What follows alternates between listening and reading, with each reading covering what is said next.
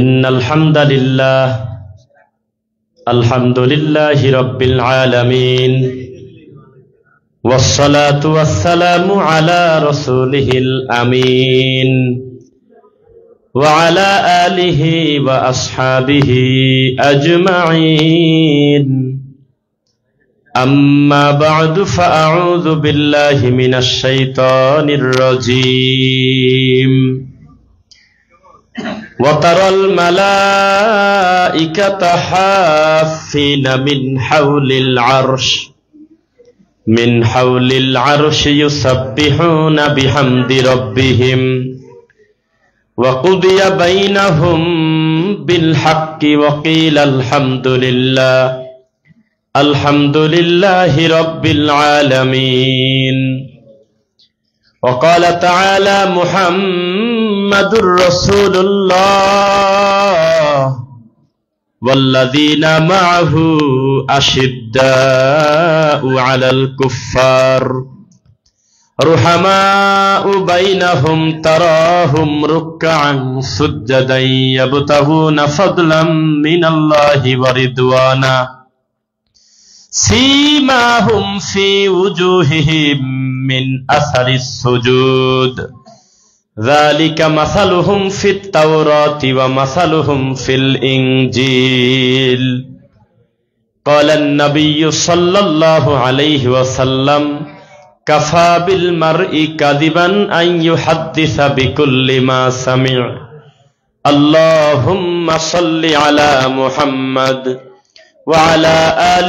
محمد كما صليت على إبراهيم وعلى آل إبراهيم إنك حميد مجيد اللهم بارك على محمد وعلى آل محمد كما باركت على إبراهيم وعلى آل إبراهيم إنك حميد مجيد الحمد لله বারোপাখিয়া পূর্বপাড়া আহলে হাদিস জামে মসজিদের উন্নয়ন কল্পে 26 নভেম্বর 2025 রোজ বুধবার বাদ আসর বা মাগরিব থেকে এখন পর্যন্ত আমাদের সম্মানিত যে আলোচকরা আলোচনা করেছেন এবং আমি করব আমাদের সম্মানিত প্রেসিডেন্ট হাফেজ শরীফুল ইসলাম সালাফি সহ আজকের এই মাহফিলের প্রধান অতিথি বিশেষ অতিথি মসজিদের সভাপতি সেক্রেটারি মিডিয়া যে যে অবস্থায় আমাদের এই মাইকের আওয়াজ যাদের কান পর্যন্ত যাচ্ছে সবাই আমরা একদম স্রেফ আব্দুল্লাহ হিসেবে আল্লাহর প্রশংসা আদায় করছি আলহামদুলিল্লাহ। শান্তি অবতীর্ণ হোক সেই রাসূলের উপরে যেই রাসূলকে নিয়ে কেউ কটু মন্তব্য করলে তার বাঁচার অধিকার দুনিয়াতে থাকে না ইসলামী শরিয়া অনুযায়ী। যেই নবীর ব্যাপারে কটু মন্তব্য করেছিল বেশ কিছুদিন আগে ফ্রান্সের প্রেসিডেন্ট ম্যাক্রোর একজন অনুসারী তার রাষ্ট্রের একটা ব্যঙ্গচিত্র আঁকাইছিল। এইটুক কাজ করার কারণে 250 কোটি মুসলমানের কলিজায় আঘাত লাগছিল। হাজার হাজার কোটি টাকার পণ্য মুহূর্তের ভিতরে বয়কট করছিলাম আমরা, কারণ হাতটা দিয়েছিল আমাদের কলিজার থেকে বেশি প্রিয় যিনি, তার নাম মুহাম্মদ সাল্লাল্লাহু আলাইহি ওয়াসাল্লাম। সেই রাসূলের আদর্শ বাস্তবায়নের জন্যই আজকে মাইক ভাড়া করছেন, সেই রাসূলের আদর্শ বাস্তবায়ন করার জন্যই মসজিদটা দিছেন। এত আয়োজন সবকিছু নবীর আদর্শের জন্য, এই রাসূলের জন্য অন্তর থেকে আমরা দরুদে সালাম পড়ি, আল্লাহুম্মা সাল্লি আলাইহি আল্লাহুম্মা বারিক আলাইহি। কেমন আছেন সকলে? আলহামদুলিল্লাহ। আমরা কেমন আছি এটা বিপরীত দিক থেকে খুব কম বলে, আপনারা বললেন জাযাকাল্লাহু খাইরান। প্রথমে আপনাদের একটি বিষয় আমি জানাতে চাই, আমাদের এই দেশটা স্বাধীন দেশ। কি দেশ? আবার বলেন। এতই স্বাধীন যে মন মতো আল্লাহকেও সেজদা দেওয়া যায়, মরা মানুষের মাজারেও সেজদা দেওয়া যায়, খুব স্বাধীন। আমাদের এই দেশ এত স্বাধীন যে প্রকাশ্যে গাঁজাও খাওয়া যায় আবার শরবতও খাওয়া যায়। আমাদের এই দেশটা এতটাই সুন্দর স্বাধীন পাইছি আমরা, যেই দেশে প্রকাশ্যে আল্লাহকে গালিও দেওয়া যায় আবার শেষ রাত্রে উঠে তাহাজ্জুদ পড়া যায়, কেউ কাউকে কিছু বলে না। কেউ দৃশ্যমান আল্লাহকে নিয়ে রাসূলকে নিয়ে কটু মন্তব্য করার পরেও যাদের হাতে আল্লাহ ক্ষমতা দিয়েছে তাদের সোপা ভাঙার, তারা কিছু বলে না, কারণ ফেব্রুয়ারিতে ভোট। একটা মেথরের ভোটের যে মূল্য, আমার ভোটের মূল্য একই। একটা মালায়নের ভোটের মূল্য যেমন, আমার ভোটের মূল্য হুবহু এক। সেজন্য ইচ্ছা করে সামাজিক দায়িত্বশীলরা আল্লাহদ্রোহী রাসূলের দুশমনদের ব্যাপারে কিছু বলে না, বলে সব আমার লোক, কারণ ফেব্রুয়ারিতে ভোট। তা আমরা একটা স্বাধীন দেশ পাইছি, কি বলেন? স্বাধীন মতো আল্লাহকে গালি দিবেন।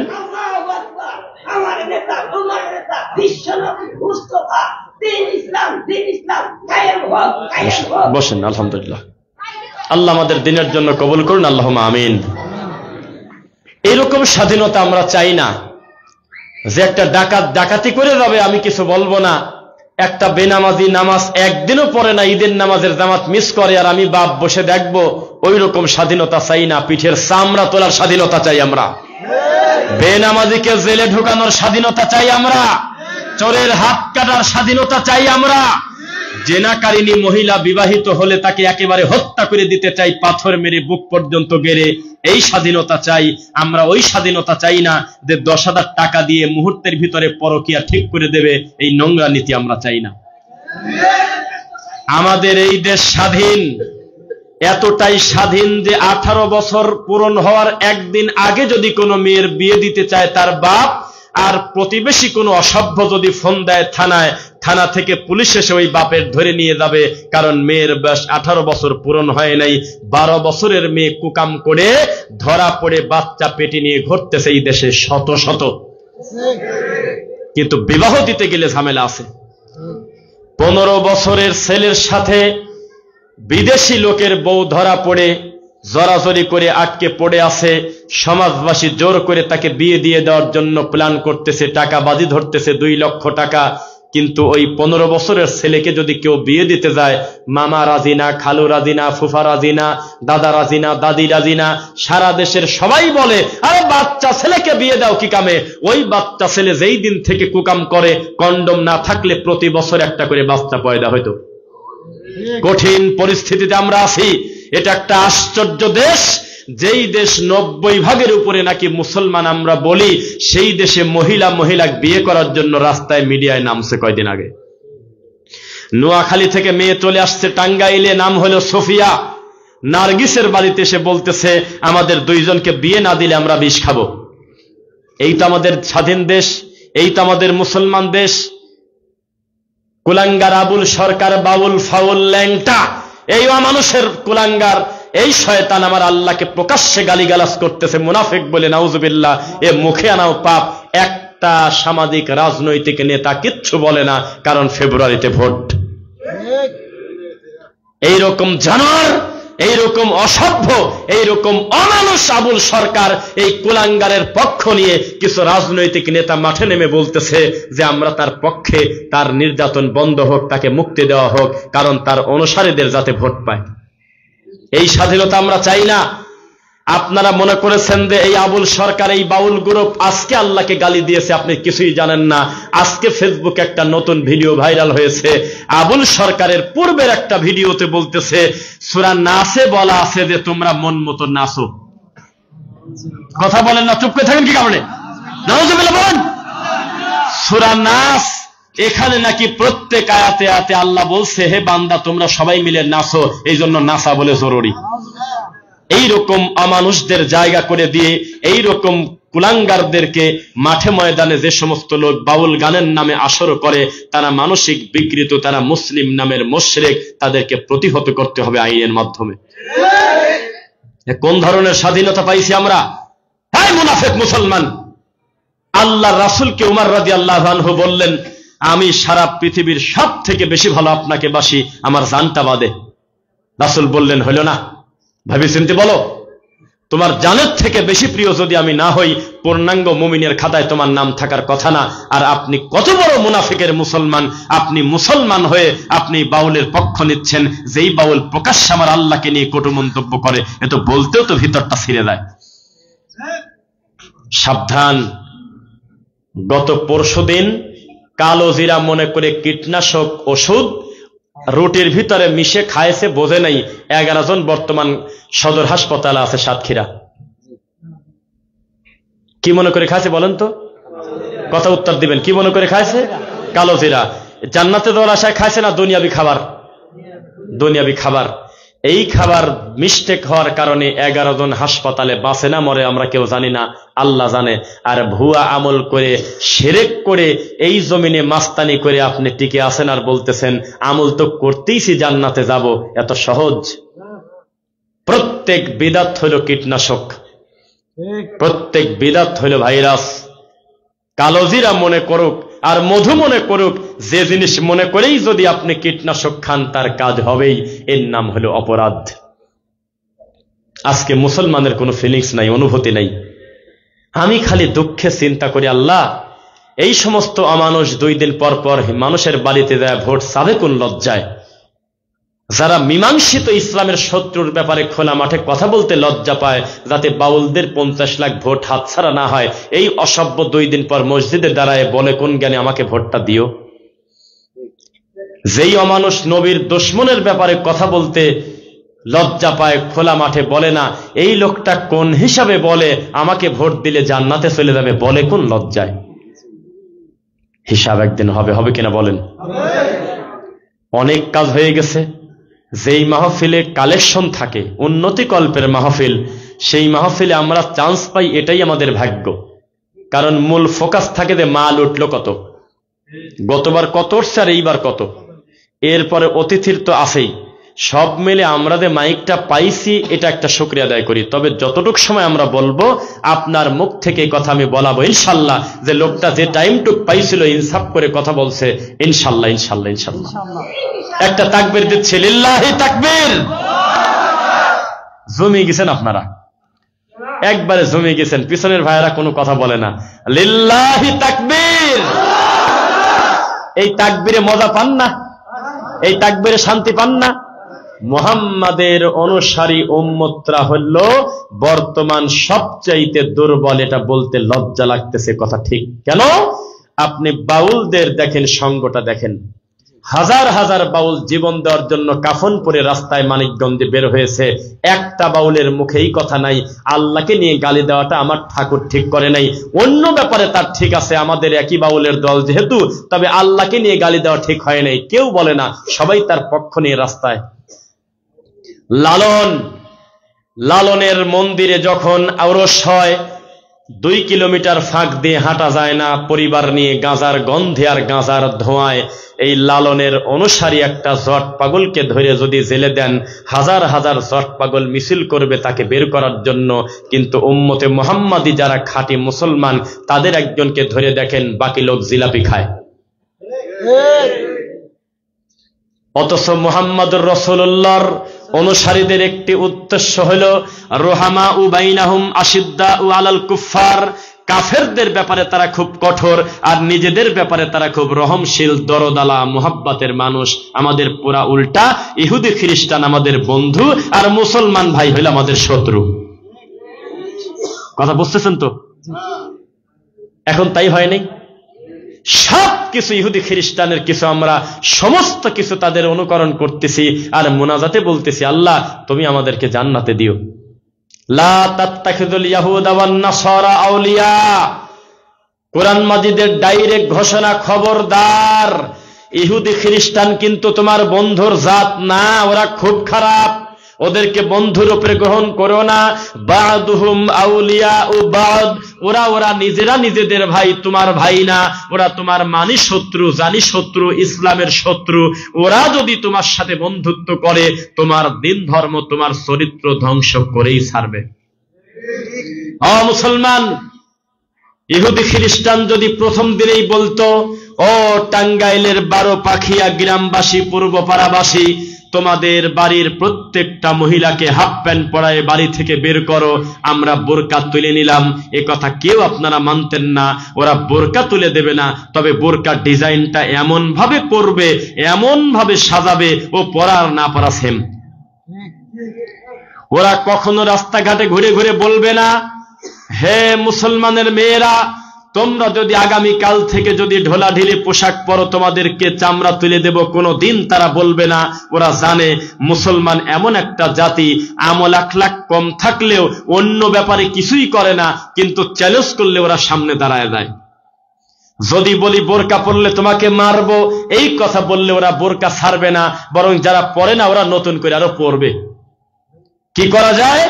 আমরা এমন একটা বোরকার ডিজাইন বানাবো, আর আমাদের মেয়েরা যারা পতিতালয়ের মেয়ে, যারা দেহ বিক্রি করে টাকা রোজগার করে, এই মেয়েদেরকে বোরকা পরায় দেব। তবে বোরকার বাইরে থেকে বোঝা যাবে তার শরীরের অঙ্গ প্রত্যঙ্গ। এইটা দেখে দেখে টেলিভিশনে মুসলমান টুপিওয়ালা, দাড়িওয়ালা, হুজুর হোক, হাজি হোক, নামাজি লোকের মেয়ে ঘরে বসে টিকটক দেখে বুঝবে এই বোরকাই তো দেখতে ভালো দেখা যায়, এইরকম ডিজাইনের বোরকা আমি কিনবো। ওরা কখনো বলবে না মসজিদ ভেঙে দাও, মাদ্রাসা ভেঙে দাও, নামাজ পড়লে ধরে পিটাবো, এই কথা বলবে না। ওরা কি করবে? কৌশলে মসজিদে, মাদ্রাসায়, ঈদগায় সিসিটিভির নামে, বিভিন্ন ব্র্যাকের নামে, ইহুদি খ্রিস্টানের সংস্থার নামে আপনাকে সহযোগিতা করবে। কারণ আপনি হাদিস না জানলেও তারা জানে মুসলমানের ইবাদত কবুল হওয়ার পূর্ব শর্তের একটা বিশেষ শর্ত হইল হালাল রুজি। আল্লাহ পবিত্র, তিনি পবিত্র ছাড়া কবুল করেন না। এই জন্য ইহুদি খ্রিস্টান মুসলমানের বাচ্চার হাতে টাকা দিয়ে দিচ্ছে কিনা বলেন? কি খুশি, কয়ে কে দেশে তা দিয়ে কি করবো, আমার উপকার তো হইল। হ্যাঁ ছোট লোক, কি দরকার 5 তলা মসজিদ করার? টিনের মসজিদ করব, সাবরা করব, প্রয়োজনে এরকম কাপড় দিয়ে ঘেরাও করে মুষ্টির চাউল তুলে আমরা পূর্ব পাড়া এই বড় পাখিয়াবাসী সাধ্য অনুযায়ী 2 টাকা 5 টাকা করে গোছায় আমাদের অনুযায়ী যদি পারি করব, আর যদি সামর্থ্য থাকে 10 তলা বিল্ডিং করব। ইহুদি খ্রিস্টানের বাচ্চার 1 টাকা সহযোগিতা নিয়ে ধর্মকে খাটো করব না। এই মুসলমান যদি সমাজে থাকতো, এই সামাজিক জাহিলিয়াত উঠে যেত না ভাই? আচ্ছা, একটা বিষয়, আমার সামনের শ্রোতার উপস্থিতি যাই থাকুক, তবে আগ্রহের কোনো ত্রুটি নাই, এই হিসেবে আমার ভালো লাগতেছে। আপনারা বসে থাকবেন ইনশাল্লাহ? লিল্লাহি তাকবীর, আলহামদুলিল্লাহ। কারণ ইমাম খতিব পাইছেন হলো তরতাজা যুবক, কমিটির লোক পাইছেন হলো যুবক, মাহফিলে পর্দার পেছন থেকে যারা আজকে আয়োজন করতেছে, সহযোগিতা করতেছে এবং ঢাল হয়ে দাঁড়িয়েছে, তারা হলো তরুণ যুবক। এই জন্য মাহফিলটাও গরম গরম আছে, আলহামদুলিল্লাহ। সামাজিক জাহিলিয়াত কোন পর্যায়ে? ছেলের বউ শ্বশুরের কাছে নিরাপদ না। কোথায় আছেন আপনি? উত্তর দেন। পরকীয়াটা কোন পর্যায়ে গিয়েছে? আপনি নতুন বিবাহ করে 11 দিন পরে ফ্রান্সে চলে গেছেন বা অন্য রাষ্ট্রে 3 বছর আসেন না, এটা কোন ধরনের কাজ? ওইটা আমি আজকে ব্যাখ্যা দেব না, দিলে আমার বিরুদ্ধে আপনারা লাগিয়ে যাবেন না, ওটা থাক। কিন্তু আপনার বউটাতে রেখে গেলেন, আপনার বউ আপনার বাপের কাছে পর্যন্ত নিরাপদ না, বর্তমান সমাজ হলে এটাই বলতেছে। আর যদি একবার আপনার কোনো ছোট ভাই এই বাড়িতে থাকে আর তার বয়স যদি 12 বছরের উপরে হয়, 15 বছর হয়, তাহলে নিশ্চিত জানেন, আল্লাহ তুমি ভালো জানো, অধিকাংশ ক্ষেত্রে আপনার স্ত্রীর সেকেন্ড হাজবেন্ড হলো সে। বর্তমান পাপ করা সহজ। মার্কেট করে চলে গেছে, ও ভাবি ডাকলেন নাকি? মাও দেখতেছে ওরা হলো ভাই বোনের মতো। কোন এক অসভ্য এক শয়তান বলছে বড় ভাবি বলে মায়ের মতো, বড় ভাবি মায়ের মতো। তাই আমি বলছিলাম যে কন্ডম না থাকলে 3 বছরে 3টা বাচ্চা হয়ে যেত। আপনার ছোট ভাই এই কুকাম করতেছে, আপনি যে কষ্ট করে টাকা পাঠাচ্ছেন বিদেশ থেকে, এই টাকাটা যাচ্ছে কোথায় আর কি কি করতেছে আপনি জানেন না। 1450 বছর আগে রাসূল বলেছেন, ততদিন কিয়ামত হবে না যতদিন মানুষ প্রকাশ্যে জিনা ব্যভিচারে লিপ্ত না হবে। আর বর্তমান জিনা ব্যভিচার হলো ইজি, একবারে সহজ, আর বিয়ে হলো কঠিন। 18 বছর 16 বছরের ছেলে বিয়ে দেশে, এই কথা শুনলে লোকজন হাসে। অথচ ভালো মানুষের বাচ্চা এসএসসি পরীক্ষার পরে তার ছেলেকে যদি বিয়ে দিত, যে তুমি যেহেতু পাশ করিছো, অথবা এসএসসি পরীক্ষা দিলে 3 মাস সময় আছে রেজাল্ট বাড়ানোর, এই 3 মাসে তোমার বিয়ে দিয়ে দেবো, বউ নি বেড়াও, বিয়ে দিয়ে দেবে একটা গিফট।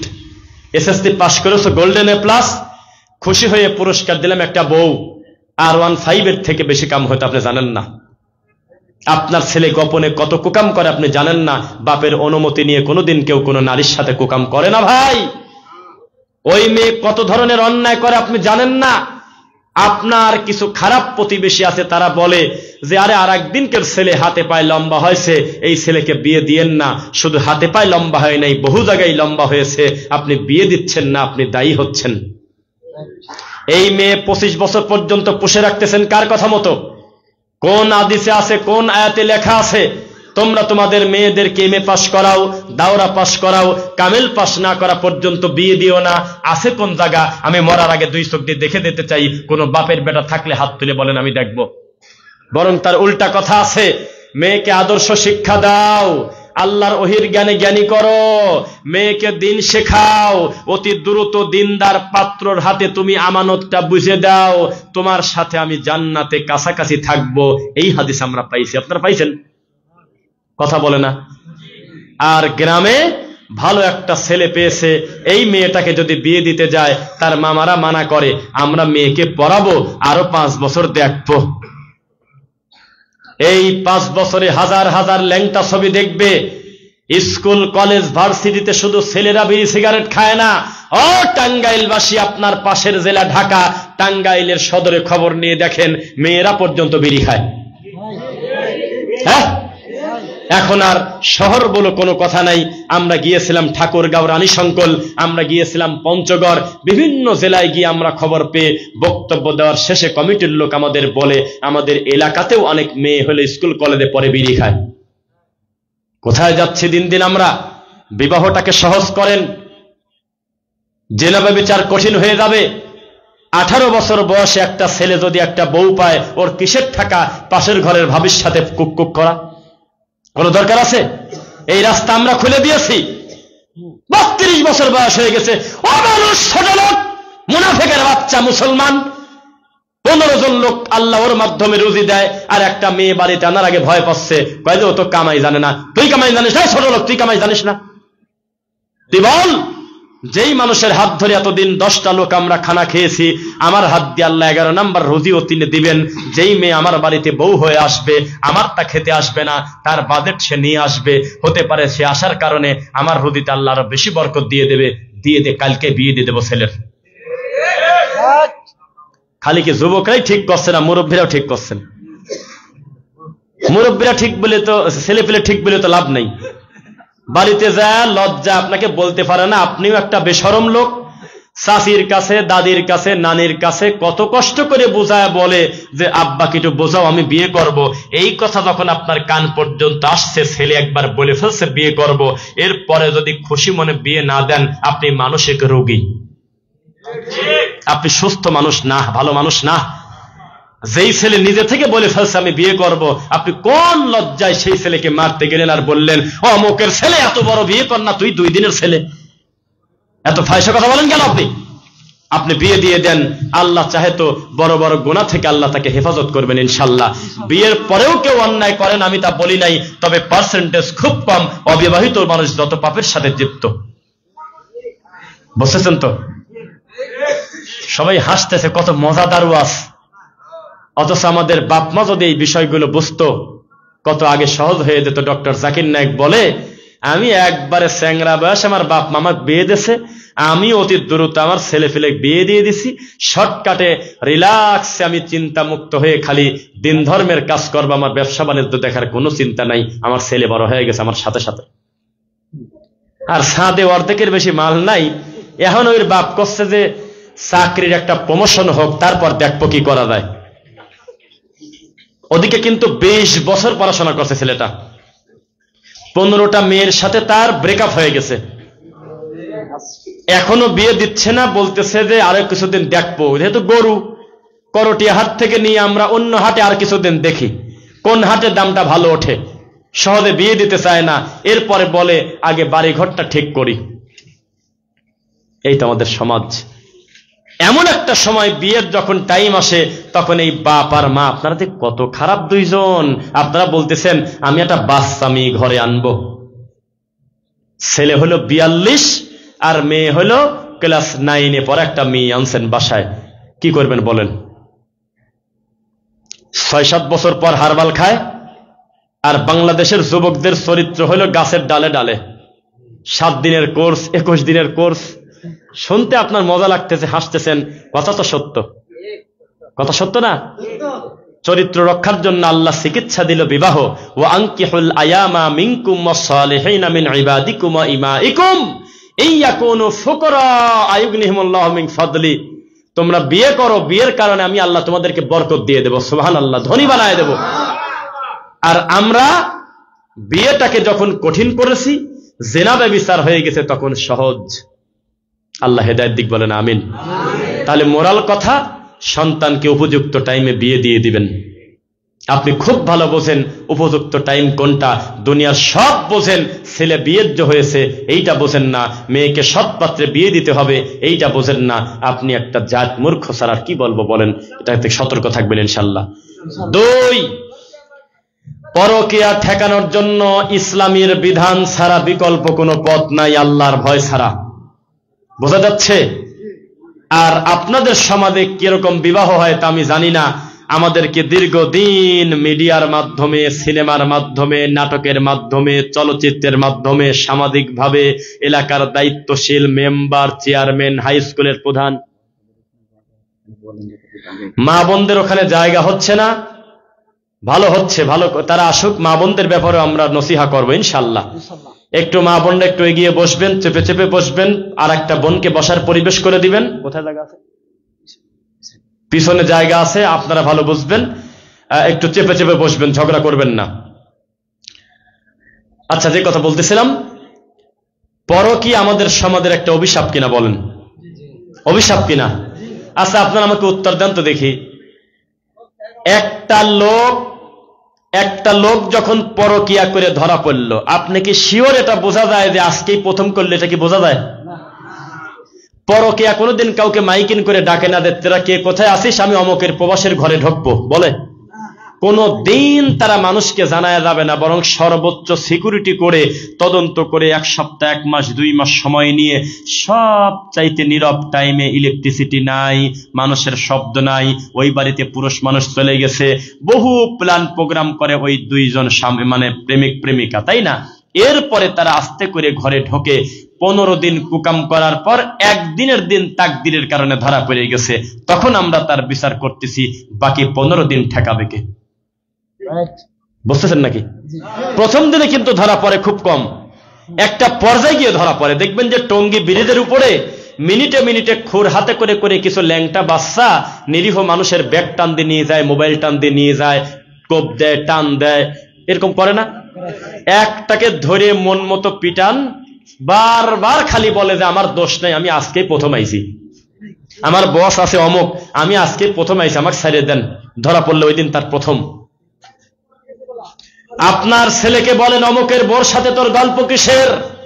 পা থেকে মাথা পর্যন্ত পিটায়ে চামড়া তুলে দেব, 1 সপ্তাহের ভিতরে তোর আদর্শ পরিবার দেখে বিয়ে দেওয়ার চেষ্টা করব। যদিও ছেলে যদি নিজে থেকে কোনো মেয়ে পছন্দ করে, আর ছেলে যদি ভালো দিনদার পরিবারে বিয়ে করতে চায়, এখানে বাপের অনুমতি ছাড়াও তিনি করতে পারেন, তবে পরামর্শের ভিত্তিতে করাটা বেশি ভালো। বোঝা যাচ্ছে কিনা? বিয়ে দিয়ে দেন, তাহলে এই ছেলেকে আল্লাহ ফিতনা থেকে বাঁচাবে। বর্তমান পরিস্থিতি কিন্তু খুব কঠিন। আপনাকে আরেকটি তথ্য দেই, খেয়াল করেন। এক নারী আরেক নারীর কাঁধে হাত দিয়ে মাইকালা মিডিয়ার সামনে বলতেছে, আমরা সিদ্ধান্ত নিছি আমরা একজন আরেকজনকে বিয়ে করব। 300 ফিট নীলা মার্কেটের সামনে ভিডিও করে বলতেছে। কেন বলতেছে? পুরুষ মানুষের প্রতি কোনো আস্থা রাখা যাচ্ছে না বর্তমানে। 2 মাস 3 মাস পরে এমনি তালাক দিয়ে দেয়, আবার আর একটা নারীর সাথে প্রেম করে, বিয়ের পরেও একাধিক মেয়ের সাথে মোবাইলে কথা বলে। আমরা 2 জন সিদ্ধান্ত নিয়েছি আমরা একজন আরেকজনকে বিয়ে করব। আমাদের ভিতরে যেহেতু চাওয়া পাওয়া নাই, নিশ্চিন্তে আমাদের সংসার টিকবে। বাংলাদেশ সাবধান। মেয়ের বেশধারী পুরুষ, পুরুষের বেশধারী নারীর ব্যাপারে আল্লাহর নবী লানত করেছেন, জাহান্নামে যাবে তারা। আর ওই ধরনের পরিবারের প্রতি নবী লানত করেছেন, তারা জান্নাতে যাবে না, জান্নাতের গন্ধ পাবে না। তারা হলো দায়ুস, যারা নিজের পরিবারে বেহায়াপনা করার সুযোগ করে দেয়। সুযোগ মানে আসরের পর চলে গেছে হাদি সাহেব নামাজ পড়তে, আসরের নামাজ পড়ে মাগরিব পর্যন্ত টিভি দেখে, মাগরিব থেকে এশা পর্যন্ত টিভি দেখে, এশার নামাজ পড়ে তারপরে বাড়িতে যায়। এর ভিতরে তার স্ত্রী, সন্তান, মেয়ে কার কার সাথে মোবাইলে কথা বলে সে কিছুই জানে না। এর নাম দায়ুস। পরিবারের খোঁজ খবর রাখে না, পরিবার কিভাবে চলে, মেয়ে কিভাবে চলে, ছেলে কিভাবে চলে, এর নাম দায়ুসে। জান্নাতে যাবে না, জান্নাতের গন্ধ পর্যন্ত পাবে না। অথচ জান্নাতের গন্ধ 1000 কিলোমিটার ফাঁকে থেকে পর্যন্ত পাওয়া যায়, এই জান্নাতের ঘ্রাণ পাবে না। এর কপাল কত বড় খারাপ। জাহান্নামের আগুনের ভয় নাই। যেই জাহান্নামে একজন জাহান্নামী মানুষের দাঁত হবে উহুদ পাহাড়ের সমান, 8 কিলোমিটার লম্বা, প্রায় 3 কিলোমিটার হলো ওসার প্রস্থ। আপনার ব্রেনে না ধরলে তো আমার কি? একজন জাহান্নামী মানুষ যে জায়গায় বসবে পুরাটা ফিতা দিয়ে মাপলে হয় 339 কিলোমিটার। আমার কি দোষ? হাদিসে আছে। একজন জাহান্নামী মানুষের এক কাঁধ থেকে আর এক কাঁধের দূরত্ব হবে 339 কিলোমিটারের পথ। একজন জাহান্নামী মানুষের শরীরের গতি এত হবে, এরপরেও জাহান্নামে যখন ঢোকায় দেবে, জাহান্নাম কোনোবারই বলবে না আমি ভরে গেছি, বলবে না। এই দায়িত্বশীল বাইরে জানতো একটু কেউ? আমাদের বক্তব্য একদম নীরব হবে, অত দ্রুত বাচ্চাদেরকে খেয়াল করেন। হ্যাঁ ঠিক আছে, খেয়াল করবেন।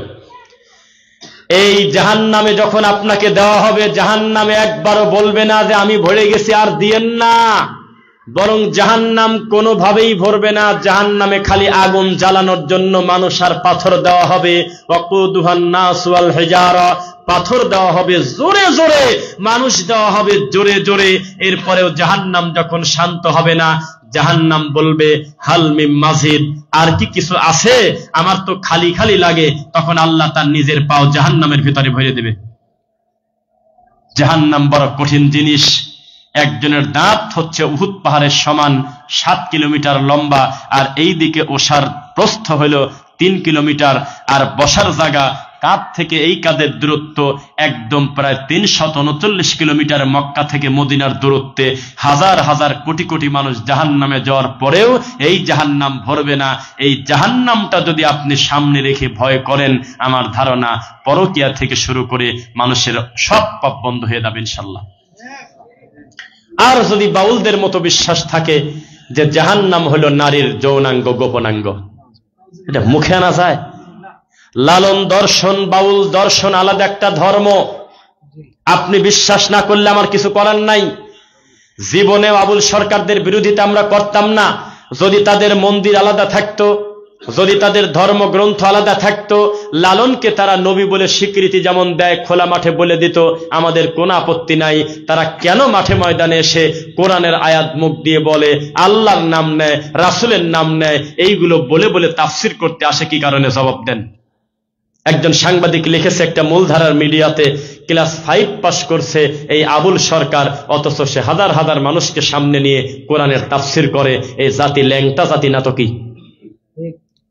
তাফসির করতেছে কুল আউযু বিরাব্বিন নাস, মালিকিন নাস, ইলাহিন নাস। সবাই নাচে, আমরাও নাচি, এই কথা বলে কিলকিল করে হাসে। একটা লোক জুতা খুলে মুখ দিয়ে কিচ্ছু বলে না। এই জন্য এদের বার বাড়তে বাড়তে আমার আল্লাহকে নিয়ে পর্যন্ত কটু কথা বলে। বুঝতেছেন আমার কথা? সাবধান, দিনের ব্যাপারে, শরীয়তের ব্যাপারে আমি আপনাকে ছাড় দেব না। আপনার কোনো মত থাকা যাবে না, মত থাকবে হলে মুহাম্মদুর রাসূলুল্লাহ সাল্লাল্লাহু আলাইহি ওয়াসাল্লামের। ডক্টর মসরুদ্দিন স্যার, মনে পড়ে গেল কথাটা, এমনি এমনি কোনোদিন একটা মানুষ বড় হয় না। এই যে ধানি খোলার মাঠের একটা বক্তব্যের অংশ দেখলাম, স্যার বললেন যে আমাদের দেশে যেসব এদের তথাকথিত তাফসিরকারক আছে, ওয়াজ করতে যাই বলে যে আমার মতে, আমার হুজুরের মতে, আমার মতে এইটা। তো স্যার বললেন যে তোমার আমার মত কিসের? তুমি কি না? তোমার আমার মত কিসের? তুমি কি বুখারী নাকি? তুমি কি নাসিরউদ্দিন আলবানী নাকি? তুমি কি শেখ বিন বাজ রাহিমাহুল্লাহ নাকি? তুমি কি না? তোমার আমার মত কিসের? আমাদের দেশের হুজুররা চিন্তাবিদ, চিন্তা বলে করে কোন ইসলাম গবেষক কি গবেষণা করে? বলে যে 7টা তাফসির পড়ে আমি বুঝলাম আমাদেরকে ভোট দিলে জান্নাতে যাওয়া যাবে। এই তো বলছে, এই তো তাফসির কারক। 8টা তাফসির ঘাটি আমরা বুঝলাম যে আল্লাহ আমাদেরকে নাচতে বলছে, তাফসির কারকের নাম আবুল সরকার। এই তো আমাদের দেশের ওয়াজ। এদেরকে প্রতিহত করতে হবে, মনে থাকবে ইনশাআল্লাহ। যেই সমাজে তাকান, খেয়াল করবেন, আমি আজকে ওয়াজ করে যাব, প্রত্যেকে আঙুল গুনে গুনে বাড়ি যাওয়ার সময় বলবেন যে 2টা জিনিস শিখছি। তাকান আমার দিকে। ওই সমাজ ধ্বংস হবেই, ওই সমাজের উপরে আল্লাহর গজব আসবেই যেই সমাজের মানুষ বাদ্যযন্ত্রকে হালাল মনে করে। তাকান আমার আঙুলের দিক, কি মনে করে বলেন? হালাল মনে করে না হারাম মনে করে? অবশ্যই হালাল মনে করে। আপনি বাদ্যযন্ত্রকে যদি কেউ হালাল মনে না করে, সুন্নাতে খাতনা দিয়ে অনুষ্ঠান করে 7 দিন পর্যন্ত তার বাড়িতে বক্স বাজে, ওই রাস্তা দিয়ে হাজার হাজার নেতাকর্মী হেঁটে যায়, হাজার হাজার নামাজি লোক হেঁটে যায়, কারোর কিছু আসে যায় না কেন? কারণ নীরবে তারা মেনে নিয়েছে গান বাজনা কোনো হারাম না। 2, ওই সমাজের মানুষ ধ্বংস হবে তো হবে। মুদমিনুল খামরি কাআবিদি ওয়াসান, বিচারের মাঠে মুসলমান হওয়ার পরেও তারা মূর্তি পূজারীর সিরিয়ালে দাঁড়াবে। তাদের নাম হলো নেশাদার দ্রব্য পানকারী, নেশাখোর। অথচ নেশা বর্তমানে আমাদের কাছে বৈধ জানেন? মসজিদের ইমাম সাহেব পর্যন্ত হাকিমপুর জর্দা দিয়ে পান খায়, দাঁতগুলো তরমুজের বিচি। হাজার হাজার মানুষ তার পিছনে সেজদা দিচ্ছে, লক্ষ লক্ষ মানুষ তার কথা শুনতেছে, বক্তব্য। সেই লোকের দাঁতের দিকে তাকানো যায় না, মুখের দিকে তাকানো যায় না। জিবরাইল বারবার বলে, হে নবী আপনি মিসাক করেন। রাসূলকে বারবার মিসাক করতে বলে, একেবারে শক্ত করে করে নিয়মিত মিসাক করে, প্রত্যেক সালাতের আগে মিসাক, বারবার মিসাক করে। আল্লাহর নবী তাকিয়ে বলে, জিবরাইল এত মিসাক করতে বলে, মিসাক পবিত্রতা না থাকলে পবিত্র জায়গা ছাড়া ফেরেশতা আসে না। আরে হাকিমপুর জর্দা আমারে গাল ভরা গুল, এই হুজুরের কাছে ফেরেশতা আসে কিভাবে? আপনি কন্ত জ্বালা। সেই জন্য হুজুর খালি স্বপ্ন দেখে, একটু পর পর হু হু করে কাঁদে, তার মানে শয়তান তার চোখের উপরে পেশাব করে দিয়েছে।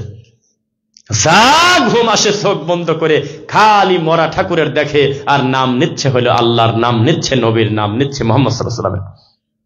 সাবধান। দাঁতটা পবিত্র আছে সবার তো? মুখটা পবিত্র আছে তো ইনশাআল্লাহ? এই দাঁতটা মুখটা নষ্ট করবেন না হারাম দ্রব্য খেয়ে, মনে থাকবে কিনা? এমনি ভাইয়ের জমি আত্মসাৎ করবেন, এটা তো অসুবিধা নেই, নাকি বলেন? কেউ কেউ আবার বলে যে আমার আব্বা খুশি মনে আমাকে দিয়ে গেছে 5 বিঘা, আমি কি করব? তো তোমার বাপ এত খুশি হইল, ব্যাপারটা কি? মারিয়ার চোটেতে পিছন নিচে তো খবর হয়ে যাচ্ছে। তুমি ভালো মানুষ হলে ভাইয়ের হাত ধরে বলো, ভাই আমার বাপের অন্য গুণের ব্যাপারে আমাদের কোনো দ্বিমত নাই, কিন্তু এই কাজটা আমার আব্বা ভালো করে যায় নাই, যে জীবদ্দশায় তোমাকে ফাঁকি দিয়ে 5 বিঘা জমি অতিরিক্ত আমাকে ওয়ারিশ বানায় দিয়ে গেছে। আমি আমার বাপকে ভালোবাসি, ভালোবেসে তার কবরে যাতে শাস্তি না হয় 2.5 বিঘা কাল সকালে 10টার সময় দিয়ে দেব। এরকম সোনার সব দেশে কম না বেশি? না না, দিতে চাওয়ার লোক কম না বেশি? হ্যাঁ, কিসের কম? নাই তো বলা লাগে। ফেরত দিতে চাই কেউ নাকি?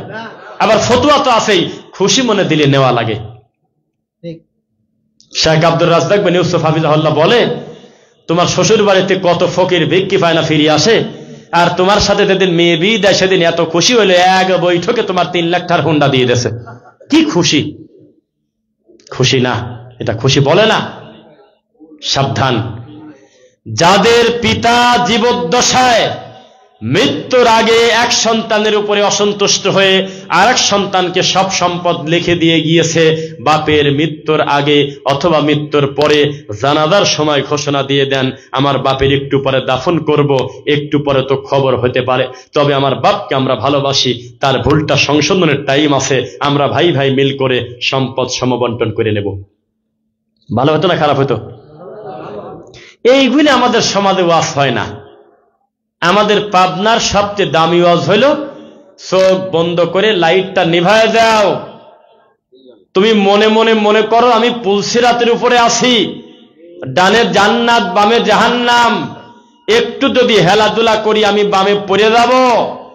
তারপরে শ্বাসটাকে লম্বা করে নিয়ে লা ইলাহা বলে উপর দিকে তাকিয়ে ইল্লাল্লাহ বলে বাম দুধের 2 আঙুল নিচে কক করে ওঠো। এটা আমাদের পাবনার ওয়াজ। আমি যদি ভুল বলি তাই আমি মিথ্যুক। ফুরফুরা, জয়নপুর, মেদিনীপুর, সারসিনা, এই যত ঠাকুর আছে প্রত্যেক ঠাকুরের এইরকম ইল্লাল্লাহ জিকির আর লা ইলাহা ইল্লাল্লাহ বলে একটা ঢাকি দেওয়া লাগবে। এই ধরনের কুকাম, এই ধরনের পাপাচার, এই ধরনের নাস্তিকের জিকির, এই ধরনের আল্লাহর নাম নিয়ে বিকৃতি করা হুজুরের সংখ্যা এত বেশি। আমাদের এলাকায় প্রতিষ্ঠিত ইবাদতের নাম হলো সকাল সন্ধ্যা রাসূলের পদ্ধতির বাইরে মানুষের তৈরি করা জিকিরের মজলিস, এবং সবাই মিলে লাইট বন্ধ করে হই হই হই হই করা। যে মসজিদে একেবারেই হয় না, সেই মসজিদে বৃহস্পতিবারের দিনগত শুক্রবারের রাতে মাগরিবের নামাজের পরে সূরা হাশরের শেষ 3 আয়াত পরে, এরপরে আওয়াবিন 12 রাকাত পরে, এরপরে উপস্থিত বৈঠকের লোকজনকে নিয়ে মসজিদের মাইকে আরো জোরে লা ইলাহা কয়ে ও পানি খায়, আর লোকজন ইল্লাল্লাহ টানে। আমি কালকে বক্তব্য দিয়েছি আপনার কুমিল্লা মুরাদনগর। সেখানে আমি বললাম এই পৃথিবীর সবচেয়ে দামি সম্পদের নাম কি? কেউ বলতে পারল না। আমার ভাই যাতে না বলেন, উনি তো জানাই। আপনাদের ভিতর থেকে কেউ বলেন আল্লাহর এই জমিনে আল্লাহর কাছে সবচেয়ে দামি জিনিসের নাম কি? আপনারা বলেন পিছন থেকে। লা ইলাহা ইল্লাল্লাহ, তাওহীদ। পৃথিবীতে এর থেকে দামি সম্পদ আর নাই। এখন কোন 40 বছরের মন্দিরের ঠাকুর খালি মুখ দিয়ে কথাটা পড়ুক যে লা ইলাহা ইল্লাল্লাহ, আমি মরা পর্যন্ত শিরক করব না, এই কথা বলে অন্তর থেকে যদি বলে মরে যায়, অতীতের সব পাপ ক্ষমা হয় নাই, সব পাপ উল্টা নেকি হয়ে গেছে। তাহলে প্রমাণ পান নাই মনে হয়? দুনিয়ার সবচেয়ে দামি সম্পদের নাম পড়েন না কেন? লা ইলাহা। কিন্তু এইটা হলো টাঙ্গাইল আর ঢাকার লোকের ফকিরের ভিক্ষে চাওয়ার দোয়া। প্রথমে সে বলে না যে আমাকে কিছু দেন, আমি গরিব মানুষ, মেয়ে বিয়ে দেবো, তা কয় না। প্রথমে সে কয় লা ইলাহা ইল্লাল্লাহ। 3-4 বার 5 বার 10 বার আগে জিকির করে, তখন ভিতরের বাড়ির লোকজন মনে করে বাইরে ভিক্ষি চাবে আছে ফকির। তার মানে লা ইলাহা ইল্লাল্লাহ হলো ফকিরের ভিক্ষি চাওয়ার দোয়া। নাউজুবিল্লাহ। পড়েন না কেন? অথচ দুনিয়ার সবচেয়ে দামি সম্পদ ছিল লা ইলাহা ইল্লাল্লাহ, যেটা পড়ে ডক্টর জাকির নায়েকের কাছে হাজার হাজার মালায়ন খ্রিস্টান অমুসলিম আল্লাহদ্রোহী, আল্লাহকে গালি দেওয়া পাপাচাররা মুহূর্তের ভিতরে তাওহীদের বাণী পড়ে মুসলিম হয়ে যাচ্ছে। এই কালেমা ঢাকার লোকের জন্য, পাবনার লোকের জন্য ফকিরের ভিক্ষি চাওয়ার দোয়া। প্রথমে কয় না যে আমার বিপদ কিছু দাও, আগে জিকির কর। তুই এখানে কাঁদিস কি কারণে? হ্যাঁ, লা ইলাহা ইল্লাল্লাহ মানে তুই বুঝিস নাকি? লা ইলাহা ইল্লাল্লাহর পাওয়ার এত বেশি, সারা পৃথিবী এক পাল্লায়, লা ইলাহা ইল্লাল্লাহ এক পাল্লায়, লা ইলাহা ইল্লাল্লাহর পাল্লাটা ভারী হয়ে যাবে। মুরব্বীদের খুব আগ্রহ আছে কথা শোনার প্রতি, আমি কি বানায় বলতেছি নাকি? অথচ সত্যি করে বলেন তো দেখি, লা ইলাহা ইল্লাল্লাহ দিয়ে ফকিরের মুখ থেকে বারবার আপনার কাছ থেকে চাল নেওয়ার জন্য, টাকা নেওয়ার জন্য বলে, ওই লা ইলাহা ইল্লাল্লাহ মানে কি জান্নাতের চাবি? ওইভাবে কি মানুষ লা ইলাহা ইল্লাল্লাহ বলে? এইটা কি লা ইলাহা ইল্লাল্লাহর মর্যাদা? ইন্না লিল্লাহ পড়েন। এটা অন্যায়। লা ইলাহা ইল্লাল্লাহ তার এত যোগ্য জায়গা, এত মান। লা ইলাহা ইল্লাল্লাহ বলে দেছে, মরে গেছে, দাখালাল জান্নাহ, জান্নাতে চলে যাবে। লাকিনু মাউতাকুম লা ইলাহা ইল্লাল্লাহ। যদি মুমূর্ষ হয়ে যায়, কখন চলে যাবে, বেঁচে যাবে আল্লাহ তুমি ভালো জানো। তবে বাহ্যিক ভাবে দেখে মনে হচ্ছে উনি বেশি দিন লাস্টিং করবে না। তখন তার কানের কাছে বেশি পেশাল পারো না, উল্টা পাল্টা বাজে কথা না বলে আস্তে আস্তে মাঝে মধ্যে মনে করায় দাও লা ইলাহা ইল্লাল্লাহ, লা ইলাহা ইল্লাল্লাহ। এভাবে মাঝে মধ্যে মনে করাও। আরে তোমার বলা দেখে লোকটা যদি জীবনে শেষবারের মতো পড়ে ফেলে লা ইলাহা ইল্লাল্লাহ, এটাই যদি তার শেষ বলা হয়, দাখালাল জান্নাহ, সে জান্নাতে চলে যাবে। এটা তো ফকিরের ভিক্ষে চাওয়ার দোয়া। আমি কি বানায় বলছি কথা? দেখেন আপনি আমাকে। তাহলে আমরা আল্লাহর মান কি দিতে পারলাম? তার মর্যাদা দিতে পারলাম? আল্লাহ যেন তৌফিক দেয়, বলেন আমিন। ওয়ামান আযলামু মিম্মান ইফতারা আলাল্লাহি কাযিবা। তার থেকে বড় জালেম আর কেউ নাই যে আল্লাহর উপরে মিথ্যারোপ করে। আল্লাহ বলছে আমি উপরে, আর রহমানু আলাল আরশি ইস্তাওয়া। সারা পৃথিবীর সমস্ত তাওহীদবাদী মানুষ মেনে নেছে রহমান হলো আরশের উপরে। ভণ্ড হুজুর বলতেছে আল্লাহ আমার কলবে। সৃষ্টিকর্তা আল্লাহ বলতেছে আমার নবী মাটির তৈরি মানুষ।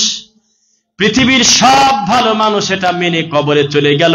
আমাদের দেশের 80% উপরে হুজুররা বলে আল্লাহর নবী মানুষ না, তিনি হলো নূরের তৈরি। আল্লাহ বললে কুল্লা ইয়ালামু মান ফিস সামাওয়াতি ওয়াল আরদিল গায়বা ইল্লাল্লাহ। হে নবী আপনার মুখ দিয়ে বলে দেন আসমান আর জমিনে কে আছে আমি আল্লাহ ছাড়া গায়েব জানে? আছে নাকি? কথা বলেন। আর এই ভণ্ড হুজুররা হাজার হাজার লক্ষ লক্ষ মুফতি মানে না, ডাইরেক্ট বলতেছে মুহাম্মদ সাল্লাল্লাহু আলাইহি ওয়াসাল্লাম গায়েবের মালিক। রাগ করতেছেন মনে হয়। গায়েবের মালিক কে? বলেন একমাত্র আল্লাহ। কে? বলেন, আবার বলেন, কে? একমাত্র আল্লাহ। ইল্লাল্লাহ, উনি ছাড়া কেউ নেই। গায়েবের মালিক কে? একমাত্র আল্লাহ। আর কেউ আছে? অথচ আমাদের দেশের হুজুররা বলে গায়েবের মালিক মুহাম্মদ সাল্লাল্লাহু আলাইহি ওয়াসাল্লাম। শোনেন শোনেন, মুরব্বিরা হাসবেন, আল্লাহর কসম করে বলতেছি, একটা বক্তা, একজন না অনেকেই, প্রকাশ্যে খোলা মাঠে হাজার হাজার মানুষের সামনে বলতেছে যে মুহাম্মদ সাল্লাল্লাহু আলাইহি ওয়াসাল্লাম গায়েবের মালিক তো বটেই, আমাদের প্রত্যেক আল্লাহর ওলি পীররা গায়েবের মালিক। কয় যে বেঁচে থাকতে পীরের ক্ষমতা যেমন থাকে, মরার পরে তার আধ্যাত্মিক ক্ষমতারও বাড়িয়ে যায়। এই জন্য মরা মানুষের কাছে গিয়ে তারা বলে, বাবা আগামী ফেব্রুয়ারি মাসে নির্বাচন, বাবা সিলটা যাতে আমার দিকে বেশি আসে একটু দেখো বাবা। গরু নিয়ে যাচ্ছে, ভেড়া নিয়ে যাচ্ছে, এসএসসি পরীক্ষা দেবে ছেলে ধরে নিয়ে চলে যাচ্ছে শাহজালালের মাজারে গাড়ি নিয়ে। আরে বাবা, পাজেরো গাড়ি, রোলস রয়েস গাড়ি, রেঞ্জ রোভার গাড়ি, কোটি কোটি টাকা দামের গাড়ি নিয়ে চলে যাচ্ছে ঠাকুরের দরবারে, গিয়ে বলতেছে, বাবা আগামী এত তারিখে আমার ছেলের পরীক্ষা, তুমি ভালো ফলাফল ব্যবস্থা করে দিও। বলেন তো সহ্য করা যায়? এবার আমার দিক সবাই তাকান। যারা বেদাত করে তাদেরকে একটু শাস্তি জানবেন। কি কি বেদাত সেটা না, বেদাতের শাস্তিকে জানবেন কিনা? কেউ যদি কারোর চোখ তুলে নেয় কোরআন মাজিদের কেসাস অনুযায়ী, তার কি করতে হবে? হাতের বদলে, জেনার বদলে, জেনার বদলে জেনা নাকি? জেনার বদলে জেনা না, না ওইভাবে বলে ফেলছে। বিবাহিত যদি জেনা করে বাঁচার সুযোগ নাই, তওবা পড়লেও বাঁচার সুযোগ নাই, যেহেতু ধরা পড়ে গেছে, তখন তাকে বুক পর্যন্ত মাটির নিচে গাড়ি, ইট ঢিল পাটকল মারি, মুখ ভাঙিয়ে দিয়ে মারিয়ে দাও, বাঁচার সুযোগ নেই, একবারে শেষ। আর যদি অবিবাহিত করে, 1 বছরের জন্য গ্রাম ছাড়া অথবা জেল, 100 লাঠি মন মতো পিটানো লাগবে। ওই পিটানি বাপ দেবে না, বাপ দিলে আস্তে আস্তে পিটাবেনি। এমন লোককে দিয়ে পিটানো লাগবে যে আল্লাহকে ভয় করে, ইনসাফ করে পিটাবে, একেবারে মার দিতে গিয়ে কোনো দরদ থাকা যাবে না। কয় লাঠি? 100 লাঠি পিটানো লাগবে। এটা হলো বিধান। তার মানে জাহান্নামের কথা পরে, আগে শাস্তির কথা আছে কিনা বলেন না কেন? কেউ যদি চুরি করে ধরা পড়ে, তার হাত কাটার বিধান আছে কিনা শরীয়তে? আছে কিনা কথা বলেন? নাকি প্রথমেই জাহান্নামের কথা আছে?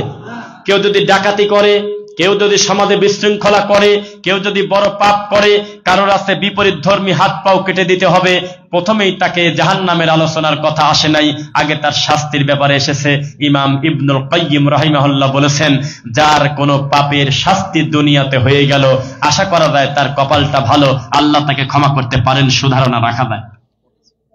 আর যে গোপনে পাপ করেছে, ক্ষমা নেয় নাই, পরের ঘরে ঢোকে মিনিটে মিনিটে কুকাম করে, পতিতালয়ের মহিলার কাছে 500 টাকা দিয়ে শরীরের বীর্য ধ্বংস করে আসে, এ জানে না আল্লাহর দয়া কি, ও জানে না পাপ কি, ওর পরিস্থিতি এত কঠিন হবে, বিচারের মাঠে ওর শাস্তির তীব্রতা কঠিন।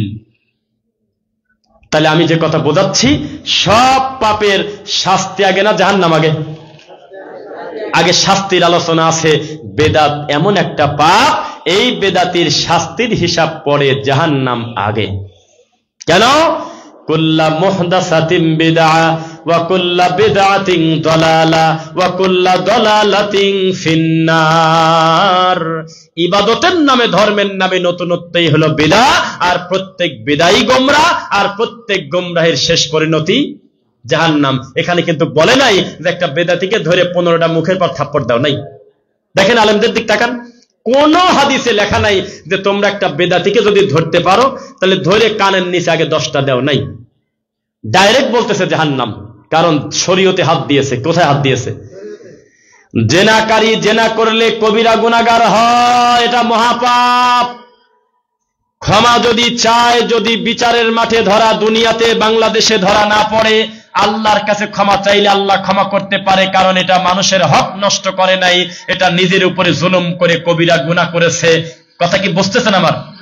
কিন্তু কেউ যদি বিদআত করে, বেদাতিকে সমর্থন করে, তাহলে সে হাত দিয়েছে শরীয়তে, এর ক্ষমা কঠিন, তওবা ছাড়া এর হলো জাহান্নামের শাস্তি। এইবার সবার কাছে আমাদের একটা প্রশ্ন, খেয়াল করে শুনবেন। দুনিয়ার মানুষ হিসেবে সবচেয়ে দয়ার মানুষের নামটা মুখ দিয়ে সবাই পড়বেন এখন। দুইজন বললেন নাকি? দুনিয়ার মানুষ হিসেবে সবচেয়ে দয়া বেশি কার ছিল? মুহাম্মদ সাল্লাল্লাহু আলাইহি সাল্লাম। আল্লাহর কসম, এই রাসূল বিচারের উপরে আসেন, আল্লাহর রাসূল সাল্লাল্লাহু আলাইহি সাল্লাম বিচারের মাঠে আপনাকে হাউজে কাউসারের পানি খাওয়ানোর জন্য তিনি আপনি যাওয়ার আগে হাউজে কাউসারের কাছে দাঁড়াবে, যাতে উম্মত আমার কাছ থেকে একটু পানি খায়। এই পানি যদি কেউ খায় জান্নাতে ঢোকার আগ পর্যন্ত তার আর তৃষ্ণা নামবে না। সুবহানাল্লাহ। এই পানির নাম কি? পানির নাম কি? হাউজে কাউসারের পানি। এই পানির কাছে আমার নবী দাঁড়াবে, যাতে আমার উম্মত মিস্টেক না যায়, আমার কাছে আসলে যাতে আমি পানি দিতে পারি। যখন কাছাকাছি আসা হবে তখন বিশাল একটা লম্বা শ্রেণীকে ফেরেশতারা ঘাড় ঘোরায় নিয়ে চলে যাবে, পানি খেতে দেবে না। আল্লাহর নবী বলল, এরা তো আমার উম্মত। তখন ফেরেশতারা বলবেন, এরা আপনার উম্মত না, আমরা তা বলি নাই কোনোদিন, এরা আপনার উম্মত। আপনি দুনিয়া থেকে মৃত্যুর পরে ডাকাতি করেছে, চুরি করেছে, মানুষ হত্যা করেছে, গালি দিয়েছে, মাথায় বাড়ি দিয়েছে, আমি তা বলি না। তবে ফামা বাদদালা দ্বীনি, আপনি মরার পরে দিন পরিবর্তন করছে, শরীয়তের কম বেশ করে ফেলছে। আপনি যাওয়ার আগে হাউজে কাউসারের পানির কাছে গিয়েছে, যাতে আপনার গালের ভিতরে একটু পানি দেওয়া যায়, এই সুযোগ আল্লাহ তাকে দিবেন। এত দয়ার নবী আপনাকে ফেরেশতারা টান দিয়ে যখন নিয়ে যাচ্ছে আর এক রাস্তায়, তখন আল্লাহর নবী কিন্তু নিজেও জানে ফেরেশতা যেহেতু নিয়ে যাচ্ছে কারণ আছে তাই নিয়ে যাচ্ছে। তাও নবী বলল, দাঁড়াও আমি একটু কথা বলি, ওদের অন্যায়টা কি। নবী বললেন না তখন ফেরেশতারা যে ওরা ডাকাত, একবারও বলে নাই। ওরা মানুষ হত্যা করছে বলে নাই, ওরা চুরি করেছে, অমুককে মারছে, অমুককে কেটেছে, কিচ্ছু বলবে না। শুধু বলবে লিমান বাদদালা দ্বীনি, হে নবী আপনি মরার পরে আপনার দিনটা পরিবর্তন করছে। পরিবর্তন বোঝেন না মনে হয় না? হে নবী আপনি রেখে এসেছিলেন দরুদ, ওরা বানাইছে মিলাদ। হে নবী আপনি রেখে এসেছিলেন মরা মানুষের জন্য দান সাদাকা, ওরা বানাইছে মৌতিখানা। হে নবী আপনি রেখে এসেছিলেন কোরআন মাজিদ দিয়ে ঝাড়ফুঁক করা, তাসবিহ পড়া, কোরআন মাজিদ দিয়ে হাদিস দিয়ে মানুষকে ঝাড়ফুঁক করা, সুন্নাহ অনুযায়ী ওরা তাবিজ করে কোরআনের আয়াত কেটে কেটে নিরীহ বাচ্চার গলায় দিত, পায়খানায় জ্বর দোয়া বানাইতো এই কোরআন মাজিদের আয়াত দিয়ে। আপনার মরার পরে লিমান বাদদালা দ্বীনি, দিনকে পরিবর্তন করছে। এত দয়ার নবী যখন শুনবে দিনের ব্যাপারে কথা, সঙ্গে সঙ্গে পুরা উল্টা হয়ে বলতেছে, সোহকান সোহকান, যা সরো আমার কাছ থেকে সরো। শরীয়তের ব্যাপারে যখন কথা আসছে তখন আমার নবী এক বিন্দু ছাড় দিল না, বলল যে আমি নবী নিজেই তো শরীয়তের কাছে জিম্মি, আমি নিজেই তো আমার মরা পর্যন্ত আমি কোনো খাবার দিতে গেলে ডান দিক থেকে দিতাম, বাম দিক থেকে দিতে পারতাম না, কারণ শরীয়তের কাছে আমি নিজেও জবাবদিহি। আমি নবী নিজে টয়লেটে ঢোকার সময় দোয়া পরে ঢুকতাম, মন মতো ঢুকতে পারতাম না। আমি দুনিয়ার সবচেয়ে দামি মানুষ মুহাম্মদ সাল্লাল্লাহু আলাইহি ওয়াসাল্লাম, আমিও আমার স্ত্রী সহবাসের পূর্বে দোয়া পড়তাম, আমি এমনি এমনি যেতাম না। দুনিয়ার সবচেয়ে দামি মানুষ মুহাম্মদ সাল্লাল্লাহু আলাইহি ওয়াসাল্লাম, আমি জুতা পর্যন্ত নিয়মের বাইরে পড়তাম না। আমি টয়লেটে প্রবেশ করতাম বাম পা দিয়ে, আমি নিয়মের বাইরে এক গ্লাস পানি পর্যন্ত খাই নাই। ডান হাত দিয়ে খেয়েছি, বসে খেয়েছি, 3 শ্বাসে খেয়েছি, তারপরে আলহামদুলিল্লাহ পড়েছি, শ্বাস ভিতরে ফেলি নাই, বিসমিল্লাহ পড়েছি, ডান হাত দিয়ে খেয়েছি, বসে খেয়েছি, কত কাজ করেছি আমি নিজেও শরীয়তের কাছে জিম্মি। ওরা যেহেতু দিন পরিবর্তন করছে, ওদের প্রতি আজকে আমার বিন্দু মাত্র মায়া নাই, নিয়ে যাও। বুঝতেছেন নাকি? আমি এখন যদি এই বেদাতি কারা এদের বর্ণনা দিয়ে আপনি হজম করতে পারবেন না, ধৈর্য ধারণ করেন, তবে জেনে রাখেন আপনার কালোজিরা মনে করে সামান্য একটু কীটনাশক রুটিতে ছিটায় দিয়ে খাওয়ার কারণে সাতক্ষীরাতে 11 জন হাসপাতালে থাকে। আর ভুল আমল করে আপনি জান্নাতে যেতে চাচ্ছেন, 30 বছর ভুল আমল করে সিদ্ধান্ত ভুল আপনার, এতদিন আপনি কীটনাশক খেয়েছেন। শরীয়ত কারোর কাছে দায়বদ্ধ না, শরীয়তের কাছে সবাই আমরা জিম্মি। ইসলাম নিয়ে কোনো ঠাট্টা মশকরা চলবে না ইনশাআল্লাহ। বোঝা কি যাচ্ছে আপনাদের? যুবকদেরকে বলি শোনেন, গায়ের রক্ত গরম আছে, সত্যি যদি ক্ষমতা থাকে এলাকার মুরব্বীদের 10 জনকে ডেকে বলেন আপনারা বেঁচে আছেন, এটা আমাদের জন্য ভাগ্য, দোয়া করি, তবে আমাদেরকে অনুমতি দেন, এলাকায় একটা বাদ্যযন্ত্র রাখবো না। আমরা ঘোষণা দিয়ে সমস্ত এলাকায় বলে দেব আমরা সারা পৃথিবীর দায়িত্ব নিতে পারবো না, তবে এই 12 পাখিয়া পূর্বপাড়া গ্রামে এক বাড়িতে 1 মিনিট যদি বক্স বাজে তাহলে এই গ্রাম থেকে তাকে বয়কট করা হবে, তার জানাজায় উপস্থিত হব না। বাপের বেটা থাকলে কত বড় পাওয়ার দেখিত। প্রচার করে দেন, এই গ্রামে একজন সুদখোর যদি প্রকাশ্যে সুদের সঙ্গে সম্পৃক্ত থাকে, আমরা তার সাথে আচার অনুষ্ঠান বয়কট করে দিলাম, ঘোষণা দিয়ে দেন, ইনশাল্লাহ সমাজ পরিবর্তন হবে। প্রচার করে দেন, ঘোষণা দিয়ে দেন, আমাদের এই মহল্লার কোন মানুষ যদি কোন বিয়ের অনুষ্ঠানে অনিসলামিক কার্যকলাপ, গায়ে হলুদ, বিয়ের টিকিট কাটা, বিয়ের গেটে নোংরামি, নারী দিয়ে যদি মস্কারা ঠাট্টা করে, তার বিবাহতে আমরা যাব না, তাকে বয়কট করলাম, এইভাবে 10টা যুবক যদি দাঁড়িয়ে যায়, এই সমাজ পরিবর্তন হতে বেশি সময় লাগবে না ইনশাআল্লাহ। আপনার মতো মুরব্বী আজকে আমার বক্তব্য শুনলেই কি আর না শুনলেই কি, যাদের শোনার দরকার তারা লেপের নিচে মাথা দিয়ে সুন্দরভাবে মোবাইলে ল্যাংটা মেয়ের ছবি দেখতেছে আর টিকটক দেখতেছে। দরকার ছিল ওদের, আসে নাই তা বলবো না, তবে ওদের ওয়াজ শুনলে সমাজ বেশি পরিবর্তন হবে। যেই ছেলের কাছে নারীরা নিরাপদ না, যেই মেয়ে সিগারেট খায়, বিড়ি খায়, গাঁজা খায়, সেই মেয়ে আজকের মাহফিলে আসাটা বেশি সুন্দর আছে তার নানি আর দাদি আসার থেকে। যাদের জেগে থাকার দরকার আমাদের সমাজে, তারা সবাই ঘুমাচ্ছে। ফেব্রুয়ারিতে নির্বাচন, কোথায় যাবে সে টুপিওয়ালা হুজুর? যেই হুজুর সংসদে দিন কায়েম করতে চায় আর মন্দিরে গিয়ে বলে তোমরা মুসলমান আর আমরা তো সব একই। 2টি ডিমের একটি কুসুম। ঠাকুরকে বুকে টেনে নিয়ে বলে তুমি আর আমি একই, আমাকে ভোট দাও, জান্নাতে যাবে। এত সস্তা না ইসলাম, ইসলাম বড় কঠিন। এক নাদান, এক অসভ্য একটা হুজুর কয়দিন আগে বক্তব্য দিচ্ছে, আপনারা কিন্তু আমাদেরকে ভোট দিবেন, সাবধানে থাকবেন, এবার যদি আমরা হেরে যাই কোরআন হেরে যাবে। কয় কিরে, কোথায় কোথায় কোরআন? অথচ আল্লাহর নবী এবং তার সাহাবীরা নিজেরাও অনেক যুদ্ধে যে জয় হয় নাই, পরাজয় হয়েছে। কোন একটা জায়গায় নবী বলে নাই আজকে আমরা যুদ্ধে যেহেতু জিততে পারলাম না, কোরআন হেরে গেল। আরে বন্ড পাগল, এই মন্দির উদ্বোধনকারী এই ঠাকুর মৌলবী বলতেছে আমরা এবার যদি ফেব্রুয়ারিতে হারিয়ে যাই তাহলে কিন্তু কোরআন হারিয়ে যাবে। আমি দুঃখে মরি, একটা লোক কি জবাব দেওয়ার লোক ছিল না সামনে, যে পাগল হাত দেশে কোন জায়গায়, কথায় কথায় কোরআন। আর এক চর্ম ঠাকুর তো বলেই ফেলছে আমাকে ভোট দিলে ভোটটা পাবে আল্লাহর নবী। কি কথা কর না কেন, ভুল বলছি? বলছে সহ্য করার এই কথা। উনাকে ভোট দিলে চর্ম নাই, সেই ভোটটা বলে ডাইরেক্ট চলে যায় পাইপটা নিয়ে একেবারে মদিনায় আল্লাহর নবীর কাছে। কোন লজ্জায় পড়ছি আমরা বলেন? অন্য কোন দলের ব্যাপারে আমরা এত কটু কথা অথবা অন্য কোন জিনিস 2-4টা শুনলেও আমরা এত ক্ষতিকর মনে করি না। একটা টুপিওয়ালা দাড়িওয়ালা হুজুর যখন ধর্মের নামে মানুষের সামনে কোরআন নিয়ে, আল্লাহ নিয়ে, নবী নিয়ে এইভাবে মানুষের কাছে জান্নাত বিক্রি করে, তখন আমরা মনে করি এটা হলো ইসলামের জন্য সবচেয়ে বড় ক্ষতিকর। বুঝতেছেন কথা?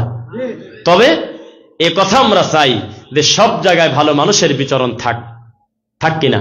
দেখেন একটা উদাহরণ দিই, সবাই আমাদের তাকান। আমাদের এই আহলুল হাদিস সালাফি মানহাজ, ধরেন এটা একটা ফুলের বাগান, বাগান না, তাওহীদের বাগান। কিসের বাগান? এই তাওহীদের বাগানে বক্তা, আলোচক, আলেম কম আছে নাকি? অনেক আছে, ছোট বড় সবাই মিলে। আমি আশ্চর্য হয়ে যাই, আল্লাহ এত সুন্দর তাওহীদের বাগানটা আমার আল্লাহ সাজানোর সুযোগ দিয়েছে, এক একজনকে আল্লাহ এক একজন মেধা দিয়েছে। একজন বেদাতির ব্যাপারে বক্তব্য দিচ্ছে, মনে হচ্ছে শুনি, কি এলেম তার। একজন শিরকের ব্যাপারে বলতেছে, কি সুন্দর। একজন আকীদার উপরে বক্তব্য দিচ্ছে, মদিনা ইউনিভার্সিটি থেকে ডক্টরেট করে এসেছে আকীদার উপরে। এইরকম আলেম আমাদের দেশেও আছে। ডক্টর মসলুদ্দিন স্যার যখন আহলুল হাদিসদের ঐতিহ্য, ইতিহাস নিয়ে বক্তব্য দেয়, আল্লাহর কসম আমার মনের দাবি আপনার থেকে বেশি গুরুত্ব দিয়ে আমি নিজে বাড়িতে বসে উপস্থিত যেহেতু থাকতে পারি না, কানে হেডফোন নিয়ে শুনি, যে মনে রাখে কিভাবে, কোথাকার কোন সাল, কত আগের ঘটনা এত সুন্দর করে সিরিয়ালে আনে। তার মানে বাঘের বাচ্চাকে বাঘের বাচ্চা হতে তিনি উৎসাহ করে। আসলেই আমরা কিসের জাত? ওনার গরম বক্তব্য শুনলে বোঝা যায় যে আমরা আহলে হাদিসরা ছিলাম কি আর হয়েছিটা কি। এখন আমরা ছাগলের সাথে পানি খাচ্ছি। স্যার যখন বলে যে আহলুল হাদিসদের সংগ্রাম, তাদের ব্যক্তিত্ব, তাদের গায়রাত, তাদের ওজন, তাদের সমাজ পরিচালনা, তাদের এই পরিবার পরিচালনা, তাদের এলেম নির্ভর খেদমত যে পূর্বের আলেমদের কত ছিল ভার, এইগুলো বললে মনে হয় যখন উনি বলে তখন আমরা মুখের দিক তাকায় ভাবি এই জিনিস আমরা কোথায় পাবো? এগুলো তো কাগজেই পড়ে আছে। বুঝতেছেন কথা? এই জন্য এক একজনকে আল্লাহ এক এক বিচক্ষণতা দিয়ে সুন্দরভাবে তাওহীদের মাঠটা সাজিয়েছেন। যিনি বিদাতের ব্যাপারে কথা বলতেছে তাকেও আপনি মহব্বত করবেন আল্লাহর জন্য, যেই লোকটা শিরকের বিরুদ্ধে বলতেছে তাকেও ভালোবাসবেন আল্লাহর জন্য, আকীদা নিয়ে কাজ করতেছে কোনোটাই অপ্রয়োজনীয় না, সব কিছু মিলেই আমরা পূর্ণাঙ্গ তাওহীদবাদী। লিল্লাহি তাকবীর। আপনারা ওঠেন না কে? ব্যাপারটা কি? অন্য জায়গায় দেখি কালেকশন শুরু করলে বক্তা শ্রোতা উঠে চলে যায়, প্রধান বক্তার ওয়াজ এমন একটা টাইমে দেয় মানুষ বিরক্তি হয়ে চলে যায়। কিন্তু আমি আপনাদের উপস্থিতি এবং আপনাদের আগ্রহ দেখে এই বছরে আমি এই মুহূর্তে আল্লাহ শুকরিয়া আদায় করতেছি, আল্লাহ তুমি আমার উপস্থিত শ্রোতা ভাইদেরকে দিনের জন্য কবুল করো। আমার অন্তরটা ভরে গেছে। তবে অন্তর ভরে গেলেও চাইলে আমরা 12টা পার করব না, কেননা আমাদের কমিটি হলো দায়িত্বশীল। কি আসার পর থেকে তাদের আপ্যায়ন, তাদের মেহমানদারিতা, তাদের আদব আখলাক আমাদেরকে আকৃষ্ট করেছে যে তারা একদম দায়িত্বশীল। আলহামদুলিল্লাহ। বসিয়ে রেখে কিছু কথা কালেকশন টাইমের হেরফের হলেও আমি বসার পর থেকে আমার মনের ভিতরে ওই কষ্টটা আর এখন আর নাই, এক ষোলো নাই। কারণ আমি যে শ্রোতা পেয়েছি, যতটুকুন কথা বলেছি তারা আমার কথাগুলো মনোযোগ দিয়ে শুনেছে। আল্লাহ তুমি কবুল করো। আজকের এই মাহফিলের এরকম ব্যতিক্রম ঘটে। সবাই তাকান আমার দিকে।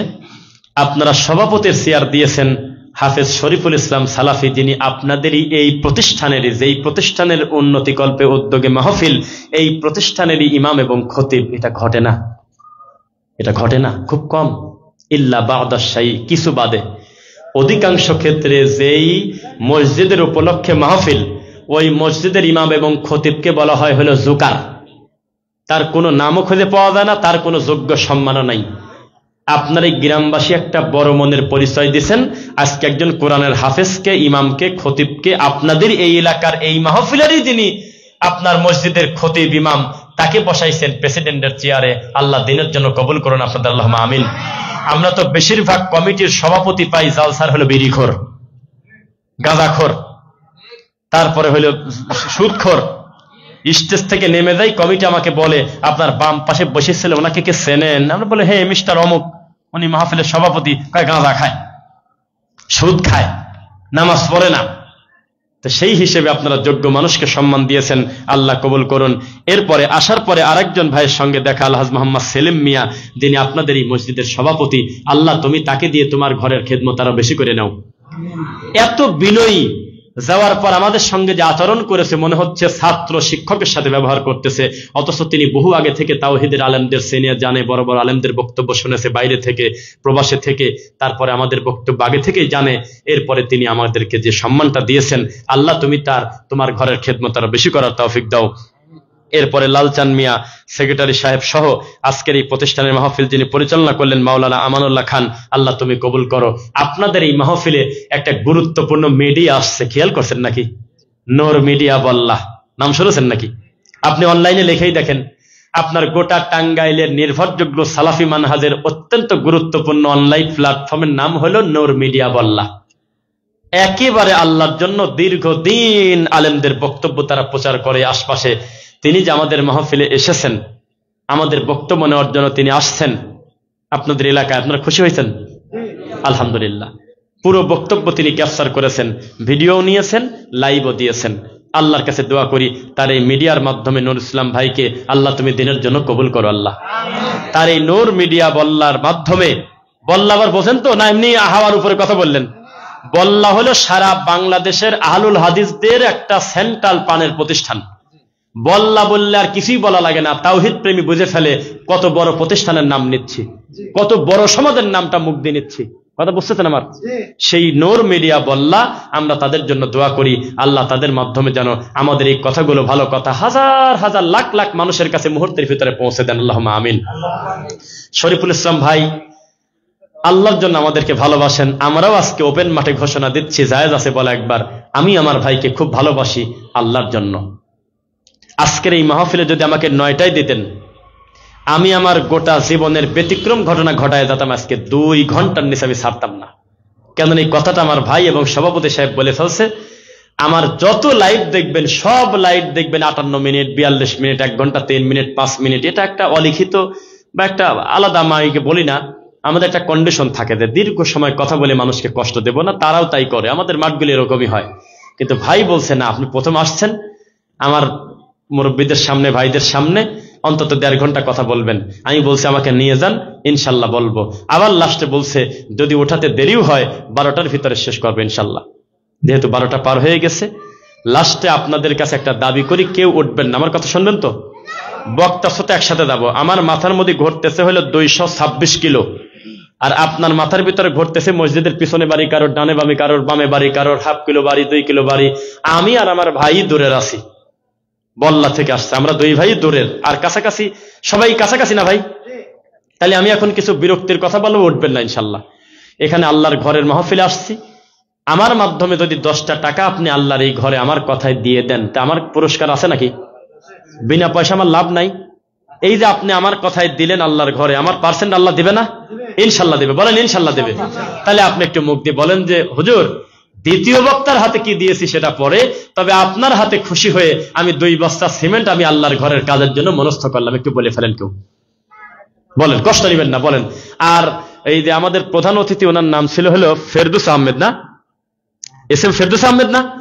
উনি কিন্তু একটা কথা বলছে যে উপস্থিতি দেখে আমরা ভাবছিলাম যে একটা কথা, লোক কই সাকিব, লোক কই, কিন্তু যখন দেখলাম যে এই কয়জন মানুষ এত দান করে, এত মসজিদের জন্য তারা পাগল।